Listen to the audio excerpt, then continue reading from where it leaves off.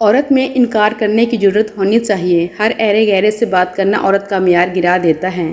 عورت ایسی ہو، کوئی بھی غیر مرد اس سے بات کرنے سے پہلے 100 بار سوچے۔ یہ نہیں کہ کسی بھی غیر مرد سے وہ خود باتیں کرے، یہ معیار نہیں ہوتا عورت کا۔ عورت کی حیا شیشی میں بند ایک خوبصورت خوشبو کی طرح ہوتی ہے، اور اگر وہ خوشبو اڑ جائے تو خالی شیشی کو لوگ پھینک دیا کرتے ہیں۔ عورت اپنی ازواجی زندگی کا پہلا سال تو اپنی خوبصورتی دلکشی کے سہارے گزار سکتی ہے، لیکن باقی زندگی اسے اپنے اخلاق، سلیقہ شعاری، عقل مندی اور برداشت کی بیساکھیوں کے سہارے ہی گزارنی پڑتی ہے۔ خوش نصیب ہے وہ عورت جس پر ایک مرد پابندی لگاتا ہو، کیونکہ اکثر وہ باغ اجڑ جاتے ہیں جن کا کوئی مالی نہیں ہوتا۔ مجھے اچھا لگتا ہے جب وہ میری اتنی فکر کرتا ہے، مجھے دنیا والوں سے بچا کر رکھتا ہے۔ عورت کی مہارت فقط یہ نہیں کہ وہ اچھا کھانا پکا لے، بلکہ اس کی اصل مہارت یہ ہے کہ وہ ایک اچھا بچہ تربیت کرے۔ ایک اچھا انسان بنانا عورت کا اصل ہنر ہے۔ عورت محبت ٹوٹ کر کرتی ہے، انتظار بھی کرتی ہے، بے رخی، لاپرواہی سب کچھ برداشت بھی کرتی ہے، لیکن جب عورت ایک دفعہ پرواہ کرنا چھوڑ دے تو آپ چاہے اس کے قدموں میں بھی گر جائیں، وہ پرواہ نہیں کرے گی۔ عورت کے لیے اپنے گھر کا خواب بہت قیمتی ہوتا ہے، اس کی سب خواہشات، سب ارمان اپنے گھر سے جڑے ہوتے ہیں۔ مرد کے لیے ایک دنیا بھی کافی نہیں ہوتی، اور عورت کے لیے ایک گھر بھی بہت ہوتا ہے۔ عورت کبھی نہیں بتائے گی کہ وہ تم سے بہت زیادہ محبت کرتی ہے، وہ ہمیشہ پہیلیوں میں بات کرتی آئی ہے، لیکن جب اسے صبر آ جائے تو دنیا میں سب سے زیادہ مشکل کام اس کے دل میں دوبارہ جگہ بنانا ہے۔ میں پوری توجہ چاہتی ہوں ہر رشتے میں، ہر منظر میں، اور جس منظر میں مجھے لگے کہ مجھ سے زیادہ بھی کوئی اہم ہے تو اس منظر سے ہٹ جایا کرتی ہوں خاموشی سے۔ ایسا نہیں ہے کہ میں خود پرست ہوں، لیکن ہاں، جہاں مجھے جتنی محبت ملے وہاں ذرا سی بھی کمی برداشت نہیں کر پاتی۔ محبتوں میں شدت پسند ہوں۔ کوئی بھی ایسی عورت نہیں جس کا نعم البدل کوئی دوسری عورت ہو۔ ایک ایسی عورت جسے آپ چھوڑ دیں یا اسے کھو دیں، آپ ویسی کوئی دوسری ڈھونڈ ہی نہیں سکتے۔ آپ اس کی ذات کو ہزاروں عورتوں میں تلاش کرتے اپنی زندگی گزار دیں گے، لیکن پھر بھی اس ایک کی غیر موجودگی کو پورا نہیں کر پائیں گے۔ رسول اللہ صلی اللہ علیہ وسلم نے فرمایا، عورتوں کے بارے میں میری وصیت کا ہمیشہ خیال رکھنا، کیونکہ عورت پسلی سے پیدا کی گئی ہے، پسلی میں بھی سب سے زیادہ ٹیڑھا اوپر کا حصہ ہوتا ہے۔ اگر کوئی شخص اسے بالکل سیدھا کرنے کی کوشش کرے تو انجام کار توڑ کے رہے گا، اور اگر اسے یوں ہی چھوڑ دے گا تو پھر ہمیشہ ٹیڑھی ہی رہ جائے گی۔ بس عورتوں کے بارے میں میری نصیحت مانو، عورتوں سے اچھا سلوک کرو۔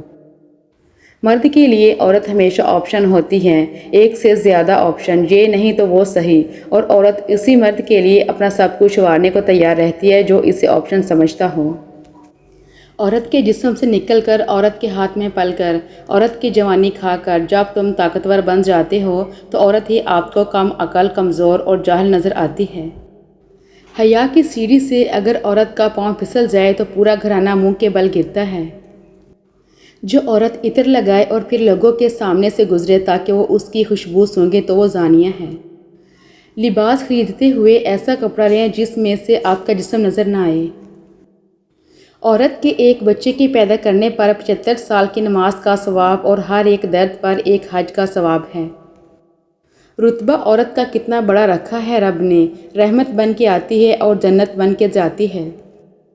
عورت جب علم سے ناواقف ہوتی ہے تو وہ شوہر کو تھکا دیتی ہے، بچوں کو بگاڑ دیتی ہے اور قوم کو تباہ کر دیتی ہے۔ حیا اور وفا جس عورت میں ہو، اس عورت سے بڑھ کر کوئی عورت خوبصورت نہیں ہو سکتی۔ ضمیر اور تدبیر جس مرد کے پاس ہو، اس سے بڑھ کر کوئی بہترین مرد نہیں ہو سکتا۔ عورت کتنی بھی خوبصورت کیوں نہ ہو، وہ پیارے دوپٹے میں ہی لگتی ہے۔ رسول اللہ صلی اللہ علیہ وسلم سے پوچھا گیا، کون سی عورت بہتر ہے؟ آپ صلی اللہ علیہ وسلم نے ارشاد فرمایا، وہ عورت سب سے بہتر ہے کہ جب شوہر اس کی طرف دیکھے تو وہ شوہر کو خوش کر دے، جب شوہر کسی کام کا حکم دے تو بجا آوری کرے، اور شوہر کی مرضی کے خلاف اپنے جان و مال میں تصرف نہ کرے۔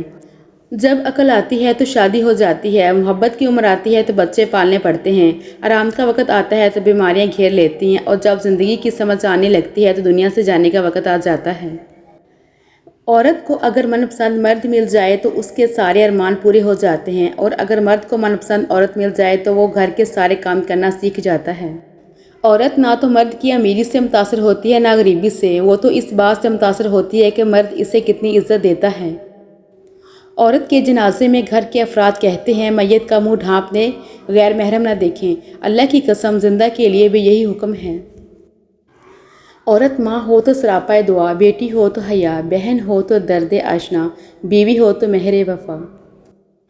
معاشرے سے چھپ کر عورت سے ہمدردی کرنے والا مرد کبھی ہمدرد نہیں ہو سکتا۔ عورتوں کے لیے ضروری ہے کہ وہ ایسا کپڑا پہنیں جس کی آستینیں پوری ہوں۔ آدھی آستین کا کرتا یا قمیض پہننا سخت گناہ ہے اور ایسا باریک لباس پہننا بھی منع ہے جس سے بدن جھلکتا ہو۔ ایسی عورتیں قیامت میں برہنہ اٹھائی جائیں گی۔ جس مسلمان کی نظر کسی عورت کے حسن پر جا پڑے اور وہ اپنی نگاہ جھکا لے تو اللہ عز و جل اس کے دل میں عبادت کی لذت عطا فرمائے گا۔ کبھی بھی اپنی بیٹی کی شادی جاہلوں اور بدتمیزوں میں مت کریں۔ خدا کی قسم اس لڑکی کو مارنے کی ضرورت نہیں پڑتی، تھوڑے عرصے میں وہ خود ہی مر جاتی ہے۔ عورت کو دنیا کے کوئی کام نہیں تھکا سکتے، لیکن اگر وہیوں میں کرواہٹ آ جائے تو مضبوط سے مضبوط عورت بھی تھک کر ہار جاتی ہے۔ عورت کی بربادی کا وقت تب شروع ہوتا ہے جب اسے مختلف مردوں سے اپنی تعریف سننے کی عادت پڑ جائے۔ رسول اللہ صلی اللہ علیہ وسلم نے فرمایا، جو بھی عورت خوشبو لگا کر کسی کے پاس سے گزرتی ہے کہ وہ اس کی خوشبو سونگے اس کی طرف مائل ہو تو وہ بدکار زانیہ عورت ہے۔ اور کچھ عورتیں اتنی خوش نصیب ہوتی ہیں کہ ان کے پسندیدہ مرد ان کو پانے کے لیے دنیا سے لڑتے ہیں اور اللہ کے آگے روتے بھی ہیں۔